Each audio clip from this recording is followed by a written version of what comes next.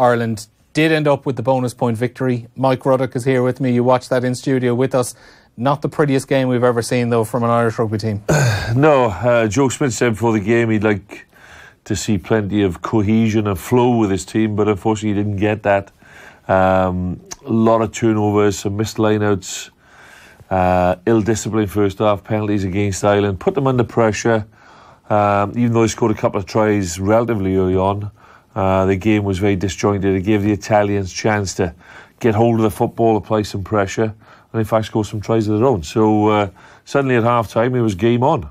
But it was more about probably Ireland's lack of cohesion, not nailing or executing their plays as well as they normally would expect to do. And Italy, huff and puff, we know that. You know, they're brave, they're physical, but really, if Ireland had been on the game, they should have put them away well before they managed to late second half. Was the cohesion that wasn't there in the first half, was it there in the second half? It was a lot better, but I think if you go back and look at the game and even down to the very, very last incident of the game, I think it typified the Irish effort, really. Ian McKinley shapes up for a penalty kick to try and salvage a bonus point for Italy. It goes wide. Stockdale seizes his initiative, runs down the wing, makes a great break, and could score their length of the field.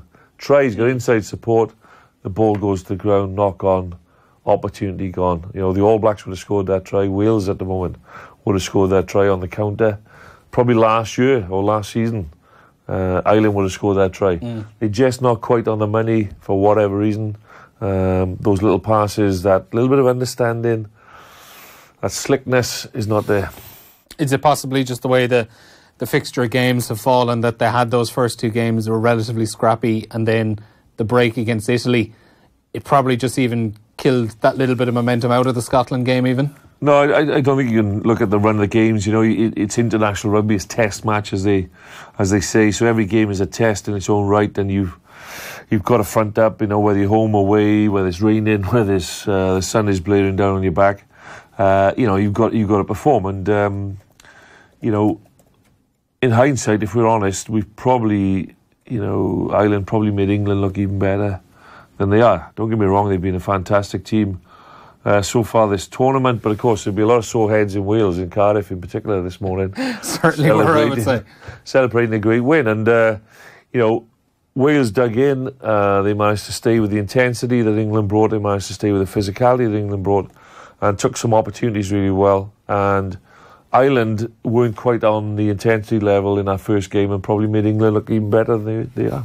Yeah, and looking at the game today, probably, I know Ireland scored two early enough tries, but it didn't really start too well. They lost Bundyaki to a HIA early on, and all of a sudden Keith Earls is into the centre, Andrew Conway's out in the wing. Earls, he would have been a centre in a bygone period, but he hasn't really played too much competitive centre action for a long time. And does that sort of thing early on in a game, does that just kind of disjoint things a little bit?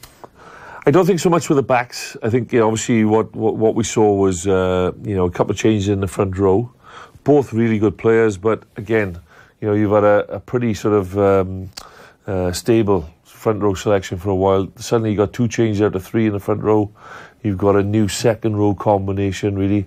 You know, we used to see Dev Toner there, James Ryan there, suddenly Quinn Rue, Alton Delan, again, both good players, but there's two changes in the front row. So out your front five, you've got one survivor, four different players coming in, all good quality players, but have just got to get used to each other a little bit under the pressure of test match football. So, you know, the backs, I think it's probably a little bit easier to slot in, because you, if you're getting really good rugby, quality rugby possession, what I call green ball possession, you should be in the flow then. The challenge for Ireland was getting that possession. They overthrew a few lineouts, they were a little bit out in their timings, a little bit out in their lifts, a little bit out in their throw, turning the ball over at the breakdown, giving away a few penalties. Just not quite on the money cohesively up front, and that affected the way the backs could play. And then suddenly what you saw then was, because Italy went, hey, hang on, Ireland are not playing particularly well here, we can have a go here. You started seeing better line speed from Italy. You started seeing them getting off the line and closing Ireland down. And you saw Ireland having to play off amber-red ball, you know, quality ball instead of green quality ball going forward. Early line-up ball, early ruck ball, great scrum ball, go forward off the back row. We weren't seeing that. So the backs never got that chance to play off green quality ball. Yeah, and I think it was even Italy's second try in the first half. It probably sums up the quality of ball that Conor Murray was dealing with. It looked actually for all the world like Ireland were going to come very close to scoring a try. I think they went for a couple of phases, and all of a sudden there was a ruck and Ireland just had nobody there to protect Conor Murray. He picks the ball off the back. All of a sudden the Italian scrum half, he just took it out of his arm because there was no one there protecting it for Ireland, and all of a sudden we're 80 yards up the pitch. Yeah. And Italy are running in for a try. Yeah, and that's one of those ones that you see from time to time. A lot of referees will say, well, he can't play the 9, he's picked the ball up, but he still can't play him. And probably if he'd been a forward going through that ruck, the centre of that ruck, and playing the ball, or having to go with the ball, or having to go with the 9, the attacking 9, he would have been penalised. The Italian scrum half, who absolutely was fantastic, I thought he was superb. He grabbed the ball. I think because it was a 9-on-9 contest. The benefit of the doubt. Yeah, get this benefit of the doubt. It was one of those strange ones, and he was able to take the ball off Conor Murray, race downfield, and as you say, from there, Italy scored. Suddenly, their tails are right up, and they're in the game, and suddenly the gremlins are in the minds of the Ireland players. Now, in fairness, they didn't panic. Joe would have had words at half time. He would have thought about whether or not to bring on Niall Scannell possibly at half time. He decided to go a little bit longer before making that change, but there's no doubt when Niall Scannell came on, things seemed to settle down a little bit better with the lineup, which is a shame for Sean Cronin, because I think we all agree he's a fantastic player, and he's been waiting so long for that start. And probably in the best form of his career this season. Absolutely. Certainly try-scoring form anyway. Absolutely, and he's one game where perhaps the lineup doesn't function doesn't mean you suddenly lose faith in him. But I did feel sorry for him because he's waited so long for that start, and would it have been a little bit different again if you saw into Dev Toner, who he throws to every week in Leinster. James Ryan, if he's thrown to him, he's thrown to him every week in European Cup football as well. So suddenly there's a couple of new combinations. It's easy just to point at the hooker and say, well, he overthrew or he threw badly. But there's a whole mechanism and yield in there, I was going to ask this earlier on, but I realised we had so much going on with other matches that we were trying to get updates. I didn't want to get bogged down in it. But now that we have a bit of time to talk about it on the line-out, you mentioned there how people are always going to focus on, if the line-out doesn't work, what's the hooker doing? It's a bad throw automatically. Yeah. But if you can talk us through all the various things that have to happen. So the hooker's timing the throw. Yeah. He's trying to, the pod, you've got the second row or the back row or whoever, he has to time his jump to perfection. They have to time the lift. And all of these things have to combine. So absolutely. There's so many different variables. Don't forget, you've got a couple of other things going on. You've got the opposition, Will they get in the air? Will they get in the air in the right sort of places to apply pressure? Will they close the gap and make it very, very difficult for you, so that if they are in the air, it's a real 50-50 because there's no width between you and the opposition? Is the referee allowing them to get into that space as well? Look, I tell you what I promote as a coach, and probably because it was a new caller, or relatively new caller for Ireland, they probably went to movement lineouts quite a bit early on, and what that meant was they moved around quite a bit. It gave the Italian pods a chance to get in the air just before the ball came in. I'm a big believer in sort of a throw jump first. With his limited movement, you throw the ball into a space, you know where it's going, the opposition don't. You get your lifts right and you're up in the air, and it's very often a clean take. And you pick away at that for a number of goes until you realise that they are suddenly going to pressurise that area. And by pressurising that area, they having to make that decision to pressurise that area. You can dummy that jump on that player and move into a different space, knowing that they now are focusing back on that area. So I would go to movement lineouts secondly, if you know what I mean. I would promote a throw jump initially. And what I noticed with Ireland was they went to movement lineout straight away, and one or two. There's a lot of moving parts then, which for Sean then he's waiting for these moving parts to unfold. He throws the ball in, and obviously by that time the Italians have got up in the air. They've made a couple of guesses, or they've set up their pods in a certain way. There's pressure in the air, there's movement, the mechanism is unfolding, and some of the lifts might not be quite top draw, or they might be slightly different to the ones he's been used to week in, week out with Leinster, in terms of the height to someone like Dev. And then an inch over the top, and suddenly that chance is gone. Yeah, and like even on the figures, 15 out of 20, it's not. It isn't a good figure by any stretch of the imagination, really. No, not for a quality outfit like Ireland and for a test team. And again, it starts with all those little intricacies, really, and leadership. Massive leadership in terms of making the right calls early on. I very often do it myself. I send messages on to say, look, let's simplify the lineup before we start doing lots and lots of movement, particularly with a new combination. And I very often have a call that we go to when I put a new hooker on, and I say, right, regardless of the way the opposition defend, we're going to go to this particular call because this hooker knows, and everybody else knows, that his first throw is important. If he comes on and we suddenly ask him to do the $1 million shot and it goes AWOL, then he's rattled, So it's a bit like giving your goal kicker the first kick in front of the post. So we've got a go-to line-out and we go there.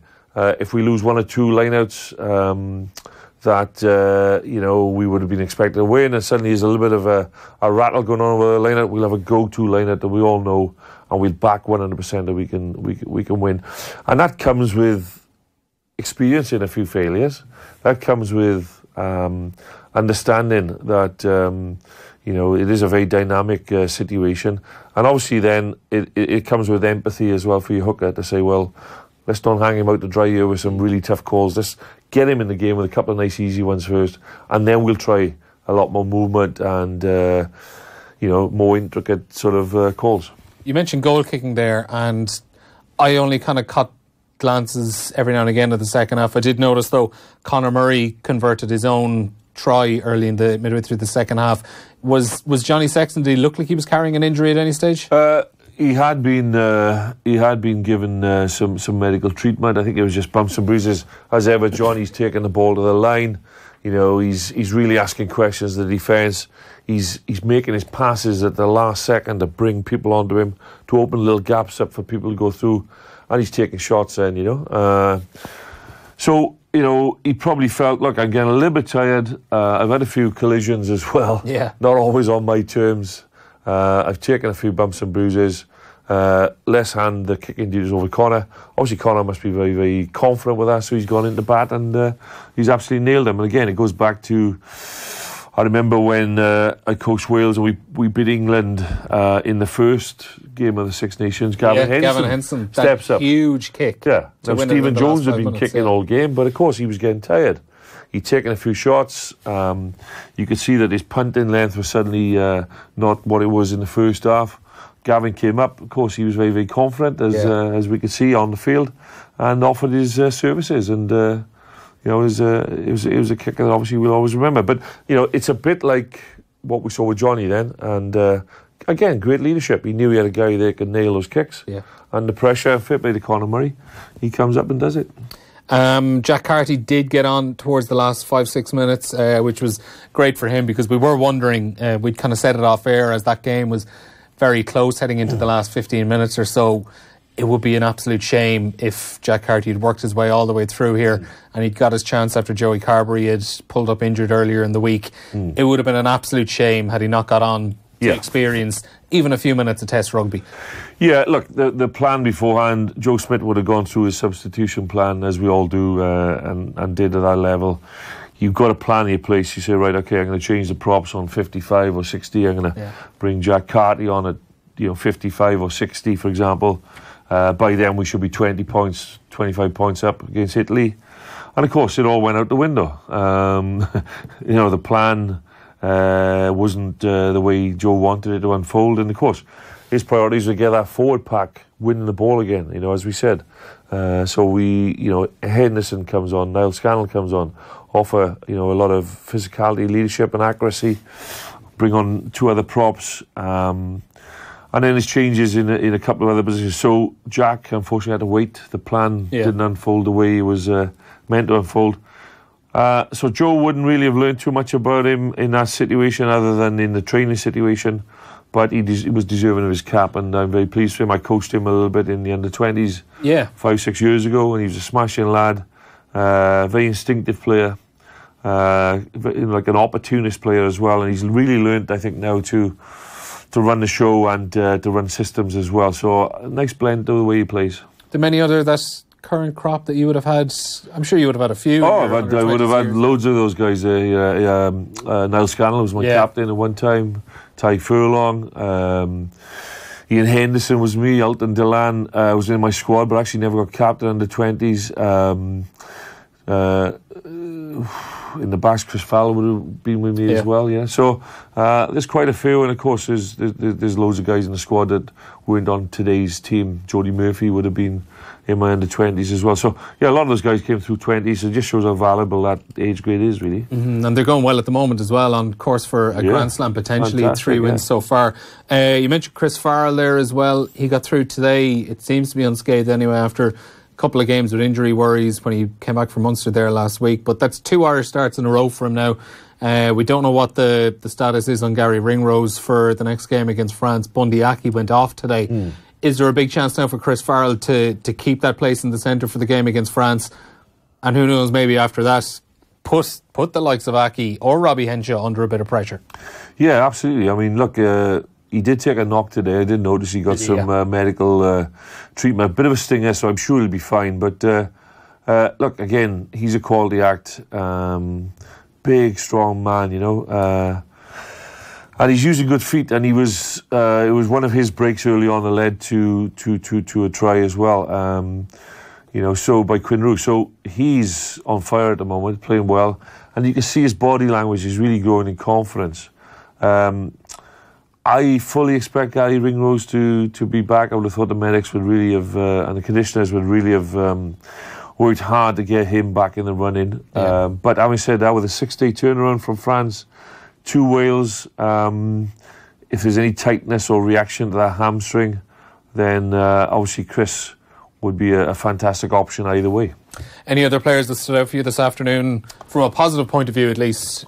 Well, as I said, I from the Italian point of view, I thought Hayward at fullback was really good and caused a lot of damage on those wider channels. Yeah, even look at the stats here, 11 carries for 142 metres. Yeah, it was quite remarkable. And 6 defenders beaten. Yeah, he was on fire. So, you know, again, very impressed with him.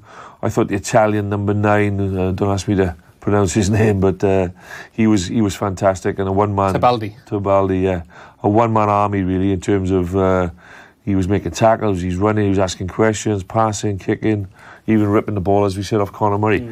So there was some good performances from some of the Italian boys, and you know, but for Ireland, I thought Peter O'Mahony quite rightly had man of the match. I thought he was excellent in his leadership and his line out, and a couple of turnovers as well. Yeah, 14 tackles as well. Yeah, big tackle count.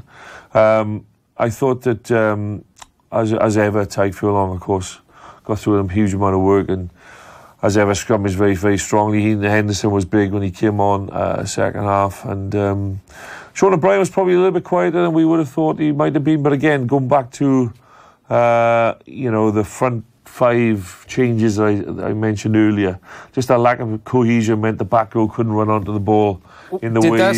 Did that number of changes maybe in the front 5? Do you think that maybe had an impact on the way Ireland started the game? Because there were a good few turnovers at the breakdown in the first half.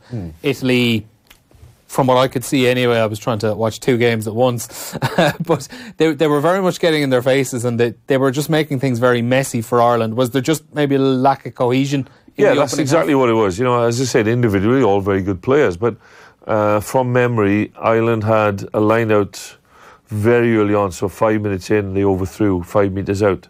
And I think they also bombed one other maul chance quite early on. And if they had nailed those and settled those down, then we wouldn't be talking about those changes, you know. You know, it's you know, it's putting that new boot on for the first time. When he goes in seamlessly, you play the game, there's no problem. When you put it on, it's a little bit tight, and you end up feeling the boot rubbing you halfway through the game. It's annoying at you, it's niggling at you, it's not quite fitting quite right.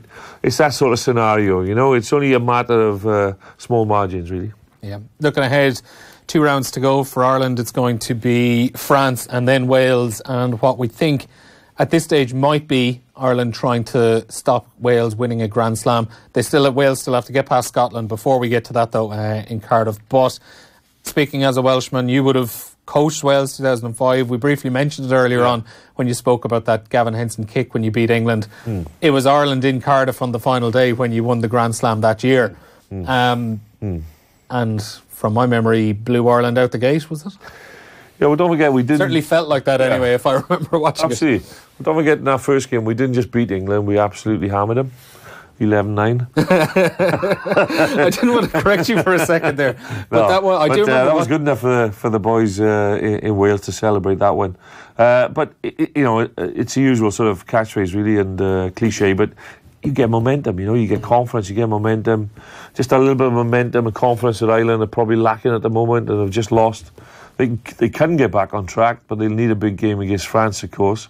And if they do that, then there's a chance that they can really put it up to Wales, because their record in Cardiff over time has been very good. But not recently, I mean, they've lost their last two Six Nations trips there. They won a Grand Slam there as well, and certainly in the amateur era, it was very good. But look, can I see them beating Wales? Not on the form they showed today. And not on the form Wales would have shown yesterday, I imagine. Yeah, exactly. And given how much we've all been impressed with England in those early rounds, to stay in the fight, to stay in the battle physically, intensity-wise, stay in that battle, and with that crowd behind you in Cardiff, that's quite intimidating. It's very intimidating. Are England the team that, for Wales at the very end, it certainly is for Ireland anyway, but it just raises the roof a little bit more, raises the it does, no, and you are right. And I watched the game last night, I saw bits of it here, and when I went home last night I watched it again, but the full-time scenes, I thought Alan Wynne-Jones was actually going to burst out of himself. He was so intense and so just fit to burst with emotion, but the last 20 minutes in particular, it was like the crowd just carried them through, bringing Dan Biggar on. He made an enormous impact, and the kicking game was just sheer perfection. The last 20 minutes, I thought, was close to perfect rugby from Wales. Yeah, absolutely. And, as you said, passion, hoil, we called it in Wales. The hoil was there. And, the Stereophonics, the band Stereophonics, even wrote a song about it, As Long As We Beat the English. So, like the Irish, they want to get one up on the English, absolutely 100%. So, will they suddenly drop off that level against Ireland? We never know. But Ireland, when I say we'll never know, we'll know if Ireland pick their game up. The 10-20% they need to find to get back to the level they were last season in last season's Grand Slam. At the moment, there's no chance for Ireland. But if they pick their game up to the levels we saw last season, then it's game on. Yeah, and I think the first few weeks of the championship have probably just shown how fine the margins are. England were comfortably better than Ireland at the Aviva Stadium. They hammer France, and then all of a sudden they go to Wales, and the kicking game that was so good against Ireland and France, putting those little grubbers in behind, all of a sudden they had the likes of Liam Williams, who was mopping everything up, and they just couldn't really target him as much. That wasn't part of the plan anymore. And as the game wore on, Wales just grew into it. And you could see the confidence growing in them.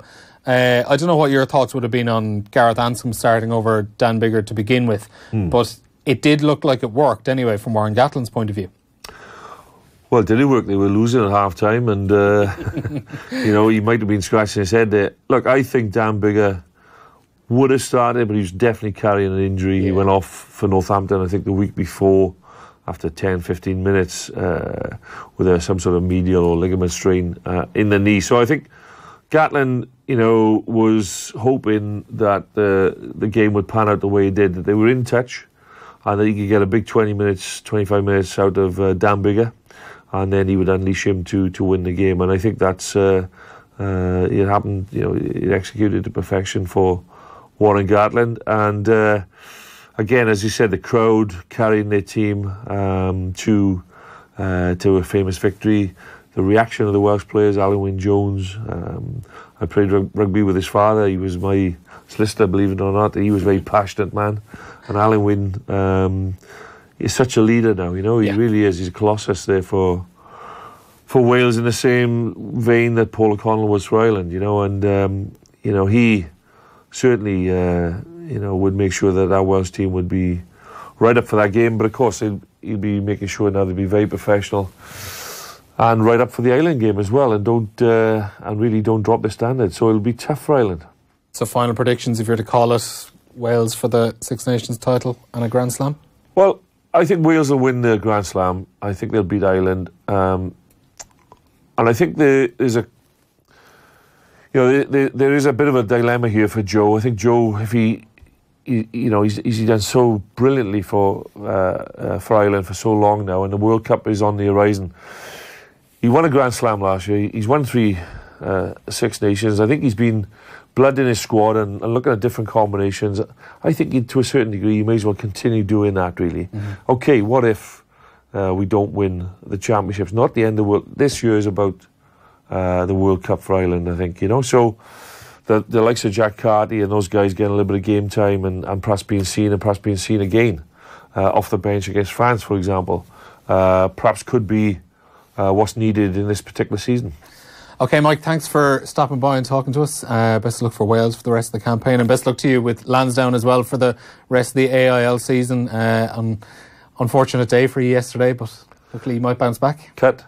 Anyway, just to wrap up, our rugby coverage is brought to you with Vodafone. Team of us, everyone in.